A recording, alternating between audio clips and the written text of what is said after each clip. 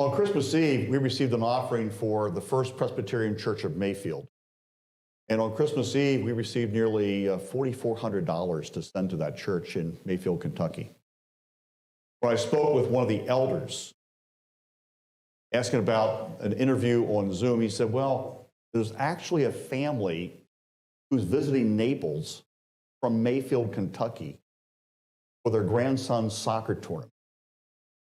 And we invited them to come to the sanctuary, and we interviewed them here. And it's Danny and Juanita, I forget their last name, Upton, Danny and Juanita Upton. And so, Epi, if you please play this, it's really an insight to what they endured.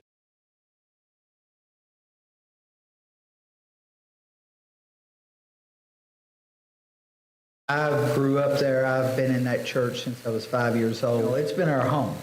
Saturday morning, the tornado, of course, came through on Friday night. Saturday morning, there was people from everywhere. How did you react to the news of this? I just kind of didn't react at all. So I was watching a Christmas show on TV, and my sister called, getting out of town. And I said, why? There's a tornado coming. And so I told my wife, I said, maybe we ought to turn on the weather and see what's going on. And the weatherman was just frantic. Live in Mayfield. Get somewhere now. So we went and got in the closet. 2 or 3 minutes, it started rumbling, the house was shaking. And in just probably less than a minute, it was gone. What was it like when you saw the bubble that was there? I just wanted to cry. There's memories there that it was hard to see. I still want to cry every time I think about it or see it. Found our church bell that was in the steeple. It had fallen all the way through to the basement. Pulled it out. Actually pulled a piano out. It was sitting on the sidewalk for a while, so we have a piano, found the handbells, another building, so we found them. Oh, it was really odd. Our ministry center is fairly new, maybe 10. The kitchen is still intact, and every dish is still in the cabinet like it was when we left. Presbyterian Disaster Relief people showed up, and we had a meeting with them.